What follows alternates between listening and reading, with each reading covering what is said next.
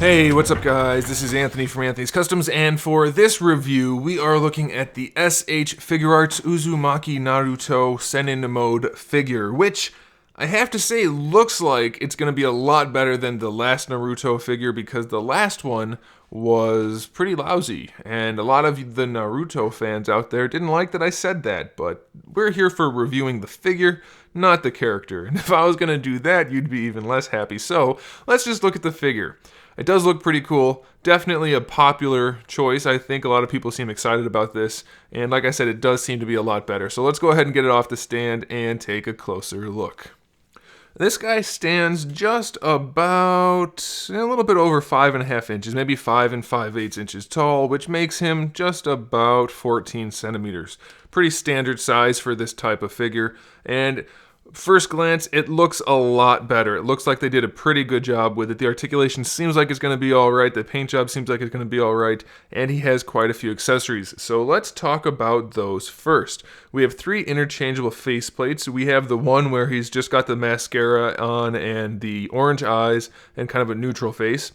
We have the same mascara on with the eyes looking to the side and an angry face. And then we have just his normal eyes and the same type of mouth, angry, kind of smiling, maybe angry face, not sure. Paint job on all of these looks really good, so I'm very happy about that. I like them. They're very aesthetically pleasing. We have a bunch of interchangeable hands. We have the 2 fist hands that come on him in the package, 2 gripping hands, 2 instant transmission hands, 2 open hands, and then 1 open hand with a peg in it so that he can hold his other accessory. We have 2 throwing knives. We have the blue flower petal energy blast type of thing, and then we have the other one that looks like the same thing that might have been stretched out on like a taffy machine of some variety. Of course, I'm only kidding. These accessories do look really nice. The raisin gun looks great, and then the raisin shoryuken looks really good too, so very happy about that. And then lastly, we have the display stand, which is good for holding the figure or the shoryuken, so that's very cool. Back to the figure. Is it any good? I have to tell you, it is. We're at the point of the video where I can let you know it's a pretty good figure, but there are some caveats to that, so we're going to go through all of it. Paint job on this guy, very nice. It's clean for the most part. You can see the zipper looks really good going down the center of the figure. The line work is clean enough. It's not perfect, but it's definitely okay. The detail work up here on the shoulder definitely could be better, but it doesn't look bad, so I think that's all right. The stripe work or line work down here, also not too bad. The only place where the paint's actually not good is on the feet. The toes are just super sloppy. It's really, if you didn't know they were toes, you might have trouble deciding if they were toes. So you should be aware of that. It does not look great. Everything else does though, so that's a good thing. Even the little headband thingy, that looks pretty clean. I like it.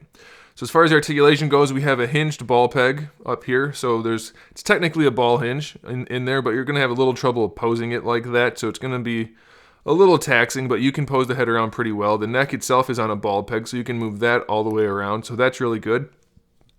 Here's something I'm very happy about. The headband, the ties are on a peg, so you can move them around. I think that's something that's very necessary on any figure that has these. I love it when they can be posed, and he can, so that's good. The shoulders have a ball peg that goes into the torso with the cap that hides them, so it moves around pretty well. I guess it's possible that whole thing is on a ball peg, but it looks like a cap to me. Either way, you get good range. You can bring the arms up all the way on their ball hinge, which is where the actual shoulder is, and then of course it rotates all the way around. You won't have any trouble posing this guy's arms, except for the bicep swivel, but even though it's built into the hinge, it's really good. You can bring that arm all the way forward, so really no complaints out of the shoulder area at all. It's not bad.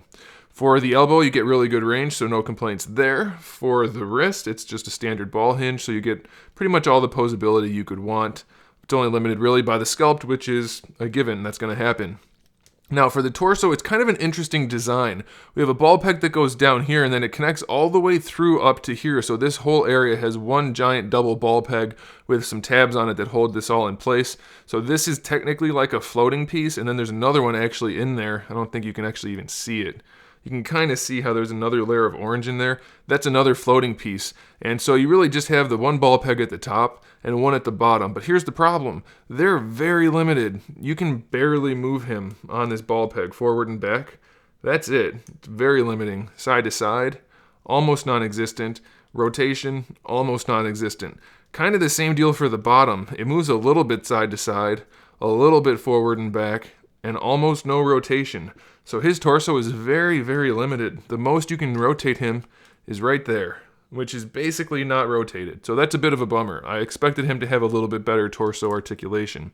For the little pouch, it just tabs in there, but it's a ball peg, so there's a tab and then a ball peg, and it'll move around if you need it to for the hips. The hips are pretty standard. They have the hinged ball peg, which allows him to bring the legs pretty far forward, but they do come off at this really weird angle, so that's not ideal, but you can rotate the thighs a little bit, so that'll help. You go all the way out to the side, no problem, so that's a good thing.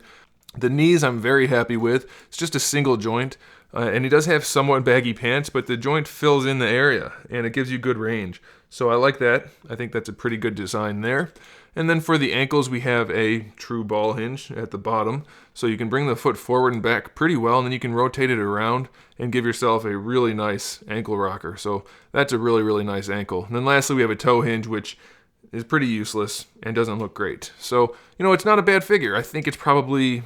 Well, it's not probably. It's definitely better than the last Naruto figure.